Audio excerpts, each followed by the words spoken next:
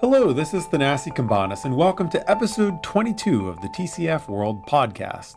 On the first half of our episode today, we'll be talking with Maria Fantappie from the International Crisis Group about what to expect from the new government that's been formed in Iraq. After the break, we'll be talking about Syrian reconstruction with Joseph Daher from the University of Lausanne. First, I'm joined by Maria Fantappie, a senior advisor for the International Crisis Group. She's been researching Iraq for many years through a lot of changes and a lot of periods. Today, I want to ask her to help us think about the latest developments with the long-awaited formation of a new government and to help us set the table to understand what, if anything, we should expect in the next stage. Now that Iraq has come out of its war with ISIS and after 6 long months of negotiations, has formed a government. Maria, to start with, tell us what we should make of the new government's leadership. The president, the prime minister, and the speaker of parliament.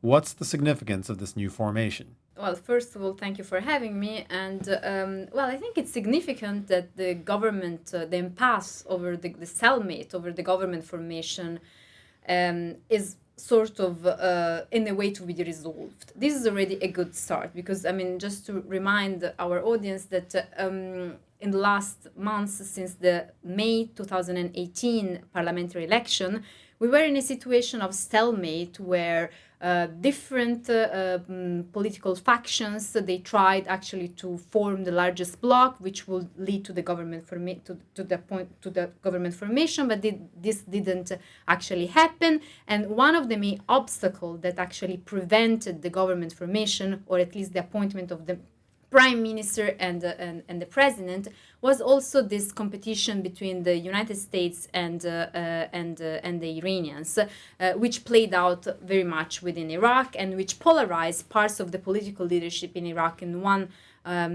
opposite hand.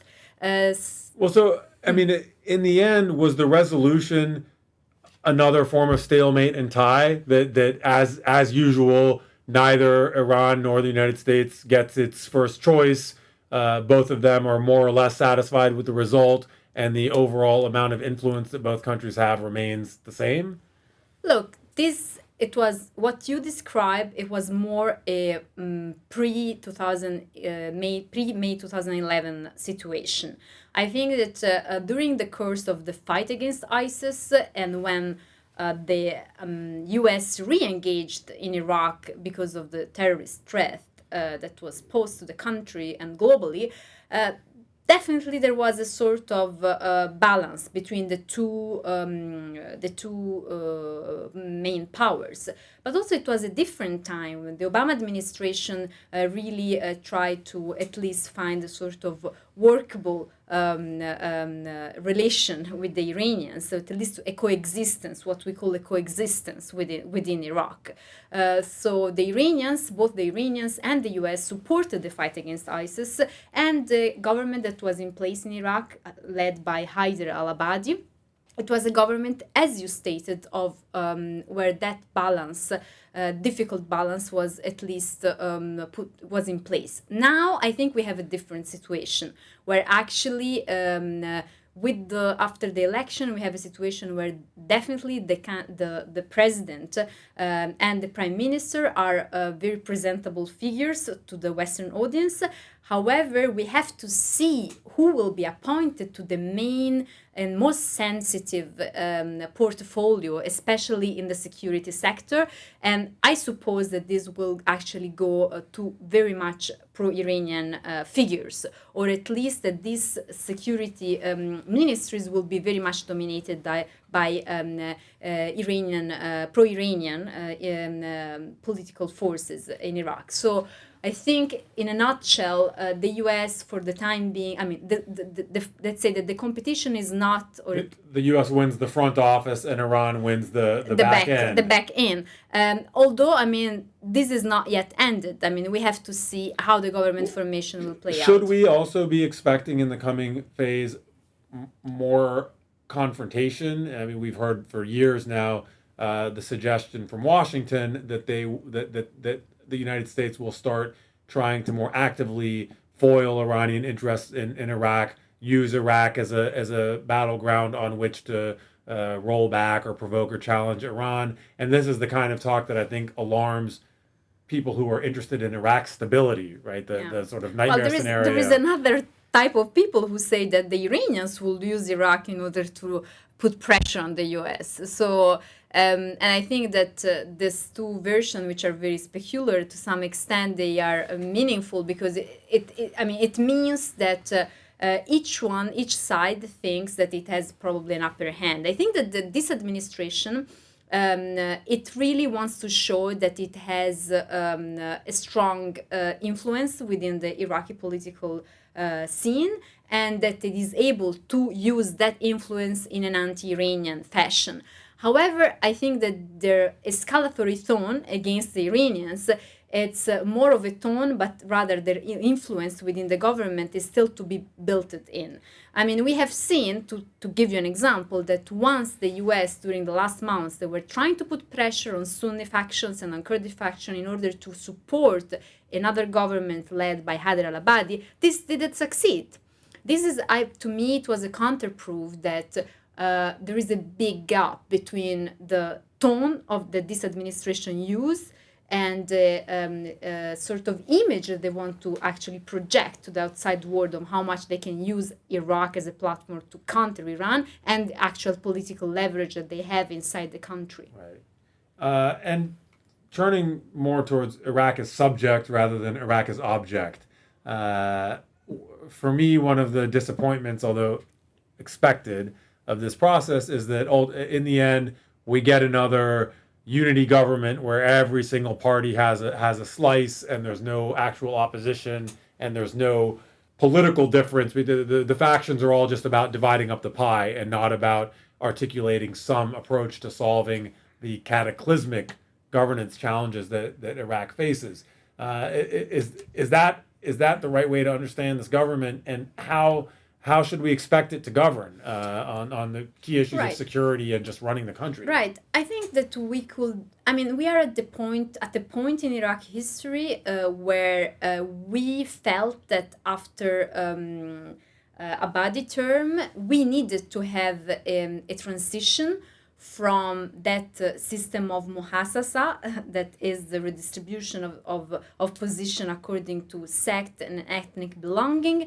A sort of spoil system. A spoil system that by default also was the way in which Iraq was governed since the US invasion, to another type of political system where actually there will be accountability, there will be the institutions of oversight would actually work as an oversight, and where also there will be cross-sectarian, cross-ethnic alliances. The debate has been there, but as always in politics, we cannot expect that the transition will just happen from one day to another. So I would expect that these 4 years that are coming now, they will be years in which there will be a sort of mixed and hybrid form between a bit of the past, so a bit of situation where you have actually a sort of alliances within the same, on the sectarian and ethnic belonging, the basis of sectarian belonging and sect belonging and ethnic belonging, as well as, however, on certain other issues, you might have cross-sectarian and cross-ethnic alliances forming within the government or within the parliament also. So we will be a bit in between the two, I think, while we can hope that probably, depending on how the regional situation will evolve, in the following 4 years, we will see more substantial changes to happen. As for the institutional oversight, such as the presence of an opposition, I think that there are some political forces, such as the Sadrs, for instance, who have placed the reform process and improvement in governance at the top of their agenda. It will be very difficult for them not to deliver on them. Well, it feels like that commitment is much more rhetorical than substantial by the Sadrists, right? They insist that reform be at the top of the government agenda, but they also went back on their promise to go into opposition if they didn't get the prime ministry, and also the the discourse about technocrats is, I think, disingenuous at best, right? The idea of putting in independent technocrats is often seems to me another way of saying we want weak figures that we can politically bully because they won't have a sort of basis of their own to resist us. Well, if we have to speak about the Sadrists, I will not necessarily agree with that. I think that there are factions within the Sadrists who genuinely believe in the fact that the country needs to improve its governance, because otherwise there will be an upraising happening, or there will be increasing problem in governing the society. And on the one hand, and therefore there is also a need to put people at in the right positions. That, I mean, the country in within the institutional framework of Iraq, you had always this appointment on the based on the political affiliation, which have not actually necessarily placed officials or technocrats in the right positions.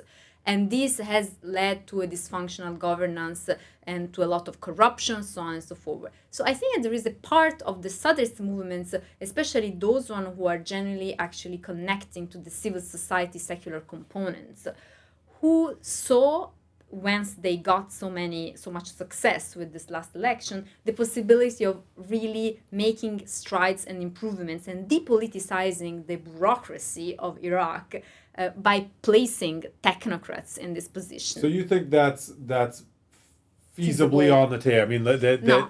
It is not that you are right, but I don't think it's that. But you think they will really put it on the table? That there will be a genuine effort made? There was a genuine effort to put on the table technocrats, but you are right in the fact that they themselves were probably a bit politically naive in thinking that could happen, because you cannot place technocrats as a head of portfolios and think that those heads or main senior members of political parties who have been ruling the country since 2003 will just sit and watch and accept. So I think there would have been better to have a more of a pragmatic approach, where you understand that in order to be successful, you need also to compromise with those heavyweights within the Iraqi political system, that you cannot just think that these people that have been so much entrenched in the economy of the country, in the security sector of the country, will just leave the scene to technocrats which have no political affiliation. The wisdom or balance that's emerged in the Iraqi system is exactly that, right? That no one's strong enough to be the next Saddam. No single party can fully dominate. But of course, by the same token, no single party is going to be willing to relinquish whatever foothold it's gained, whether they have some kind of sovereign security ministry or some kind of cash cow piece of the state that they can use to extract resources. And my fear when I look at this is that you have a sort of Lebanon on steroids, a spoils system that is so profitable for every single faction that has managed to get a grip on part of it, that none of them will ever let go of their real estate within the power structure. Well, I'm not sure I fully agree with that, because I think that this has been the case for several years in Iraq, but there has been also increasingly forces which had political forces who had to take a position against that establishment, that sort of way of doing politics in Iraq. Parts of the Sadrists were going in that direction, or in Kurdish politics you had movements of opposition to the main established party who actually also called for this type of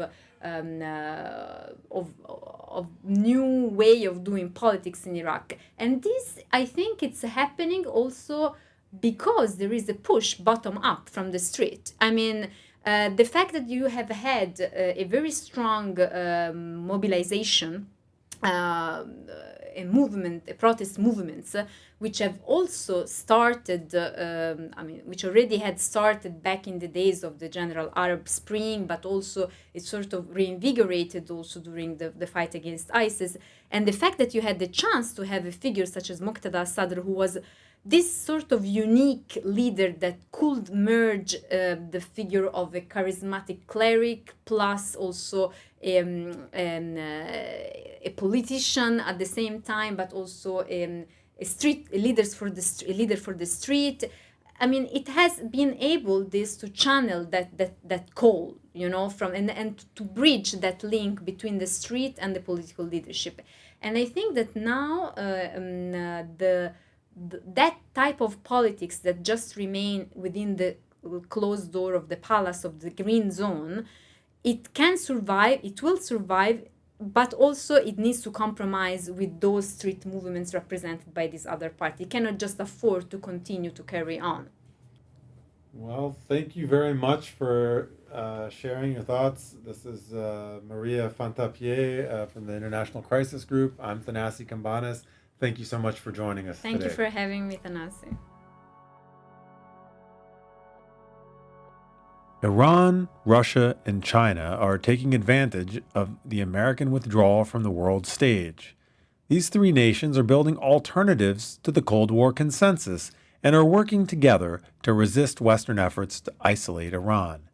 The Century Foundation's Dina Esfandiari, along with Ariana Tabatabai, examine the current status of cooperation between those three nations in their new book, Triple Axis: Iran's Relations with Russia and China.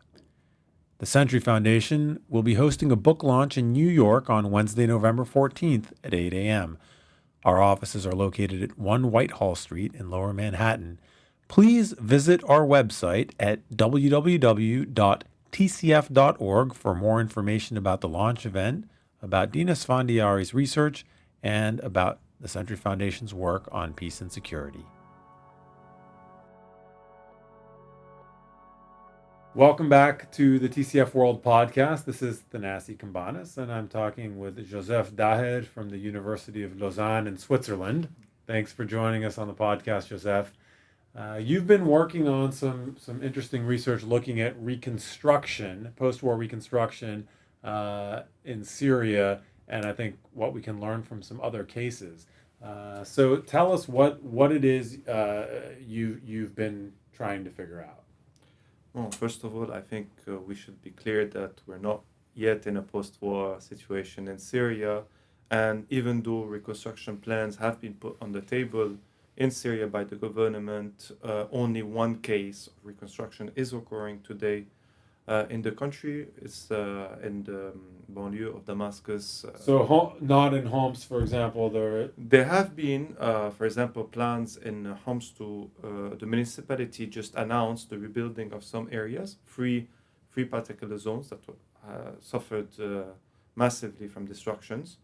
And in the case of Damascus, it's basically Marota city. We're obviously talking... That's just one of the few suburbs that's been... Exactly. ...experienced large-scale destruction. When I'm talking about this kind of large reconstruction plan, it's not, houses or, small areas of neighborhoods. We're talking about important, significant, areas in terms of, if you want, volumes, etc. So what are you actually trying? What is your research on this? Through the reconstruction, actually, we can see how the regime is consolidating its power politically, economically, and militarily. We're seeing that, for example, in the case of Marota city, nearly all the investors, 6 out of 7, are businessmen linked to the regime, such as Rami Makhlouf or Mazen Tarazi, Samir Fos, etc. And also, we've seen in past experiences, for example, in Lebanon and Iraq, it was also an important tool to consolidate, a particular, if you want, ruling class, if we can call it like this. For example, in the case of Rafik al-Hariri in Lebanon in the 90s.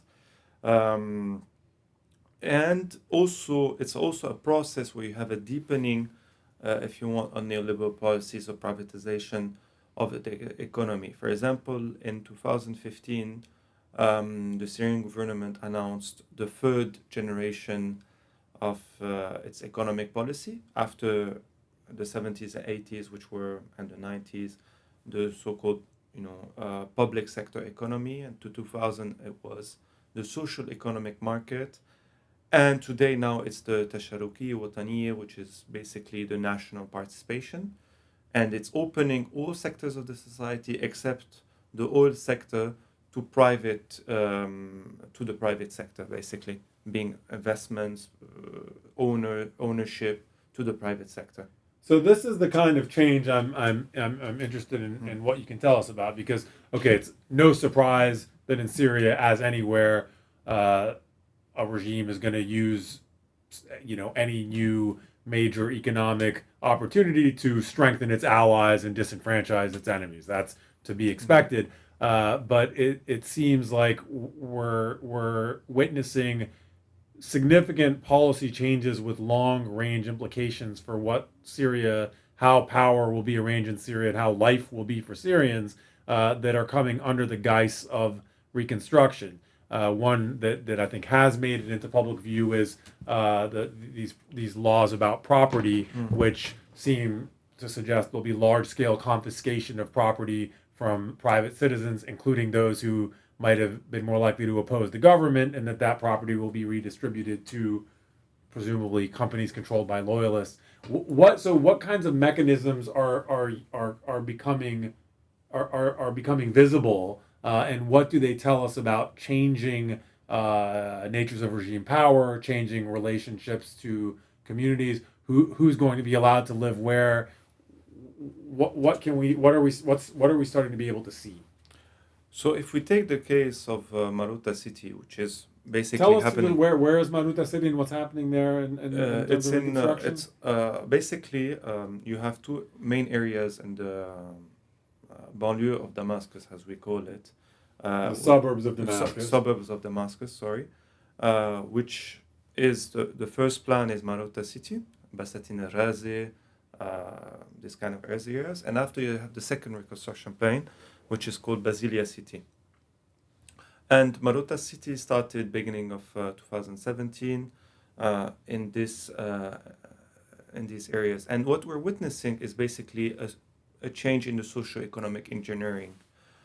These areas were mostly inhabited by lower middle classes, people, and it was informal areas, and very close by to the center of the city. So even before the uprising, these areas were targeted by rich entrepreneurs, real estate entrepreneurs, to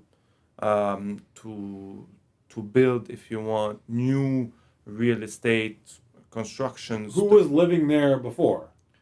It was mostly lower middle class people that came in the past decades from rural areas that increasingly started to work in Damascus. And what we're witnessing, is that the construction plans in Maruta city will be mostly to provide, the highest classes of Syria.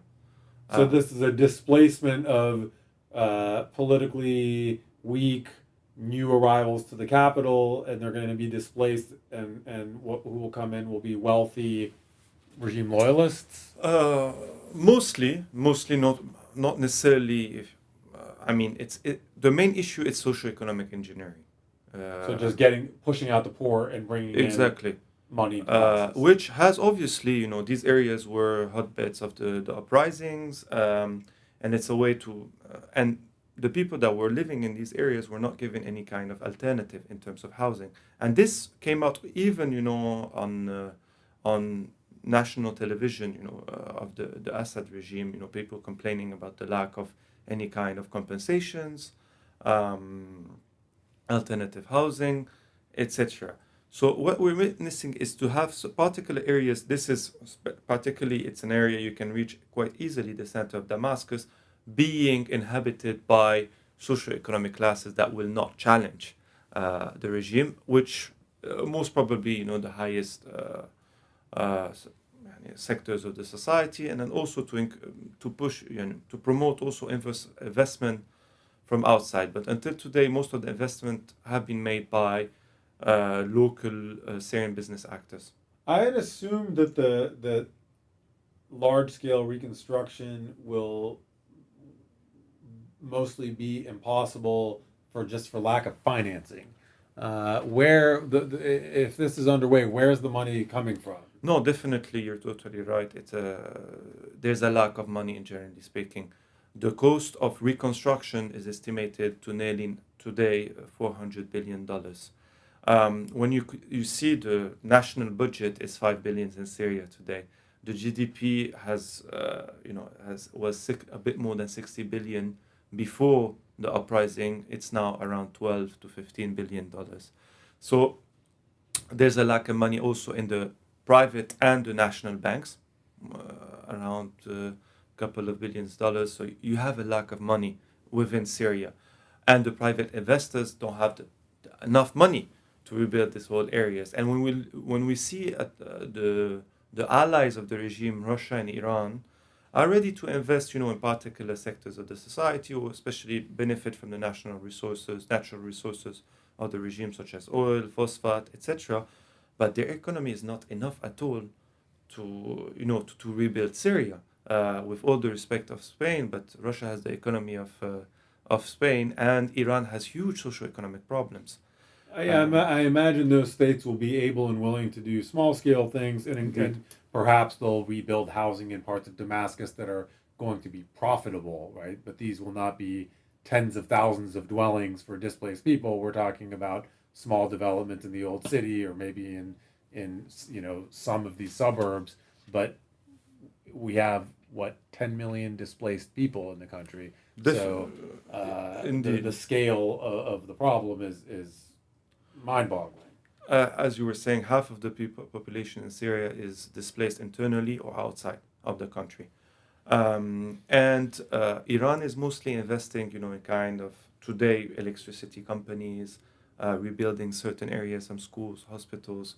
Russia, but it's a very small scale. What we're talking about is huge total destruction. Even an ally such as China has only promised $2 billion in terms of investment in the economy in Syria. And so, as you were mentioning, there's a lack of funding. So in place, I'm also thinking of I was in Homs some years ago and saw the apocalyptic destruction in these abandoned areas, and then I've seen documentation of, just thinking of Aleppo. Yeah. Are those destroyed areas just going to sit as they are, destroyed and uninhabitable for years to come, like Germany did for a decade after World War II? I think it's also a policy of the regime to choose who's going to come back or not. We have to state it very clearly. What I mean is that, for example, the areas that were, there was a plan to reconstruct certain areas of Aleppo. 10 out of 15 of these zones were pro-regime areas that had suffered much less destruction, if you want. Those are the ones that will get repaired. Exactly. First, they had the priorities. Eastern Aleppo will take years, decades, but it's not a priority of the regime. We must be very clear on this. Unless, because one of the things your work, and I think others have suggested as well, is that some areas that were destroyed because of rebellion might well be rebuilt, but not for the people who used to live there. So I can imagine as well in Homs, this was a live theory that the government had a lot of plans to take areas that used to be full of suspect populations, and they're excellent real estate. Otherwise, they'll rebuild them for their own people. Definitely, you're totally right. And what is interesting to see, both in Homs and Damascus, the areas that are now targeted by the reconstruction, are both areas that were targeted prior to 2011. They wanted also for development. Exactly, real estate development. So, and these were one of the reasons why the people of Homs, the first slogans they raised at the beginning of the uprising was to kick out the governor. Who wanted to to kick out local population, mostly lower middle classes. In the vast majority, they were Sunnis from these areas, to promote, real estate construction plans for high socioeconomic classes from diverse communities. So, as you were saying, this is why I'm saying there's kind of a socioeconomic engineering in this reconstruction plan, and it's also a way to punish, former local population that raised against the regime, or a way to discipline them.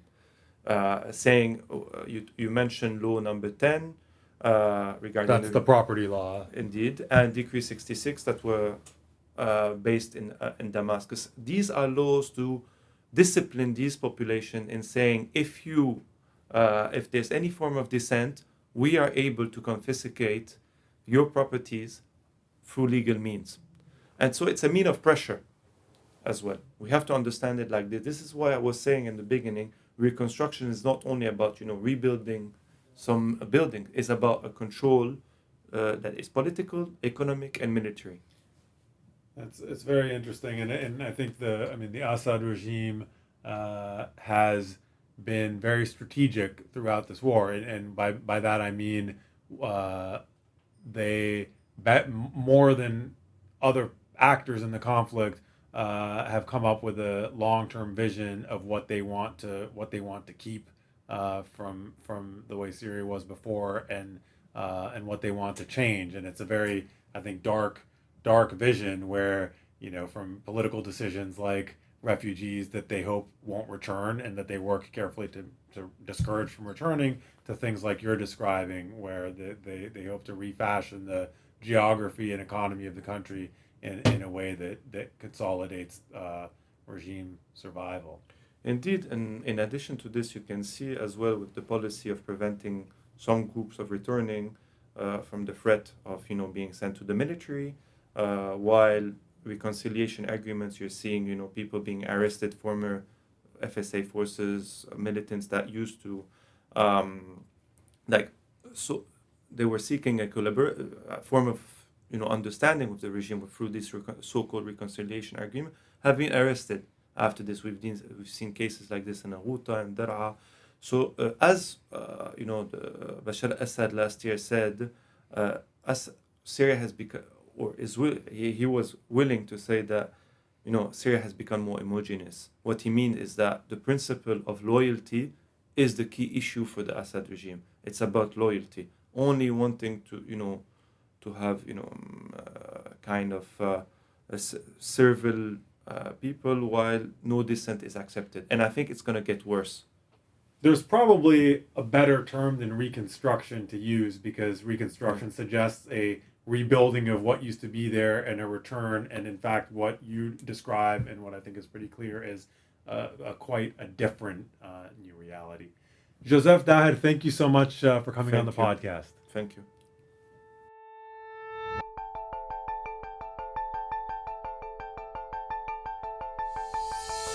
TCF World has been brought to you by the Century Foundation, a progressive public policy think tank that seeks to foster opportunity, reduce inequality, and promote security at home and abroad.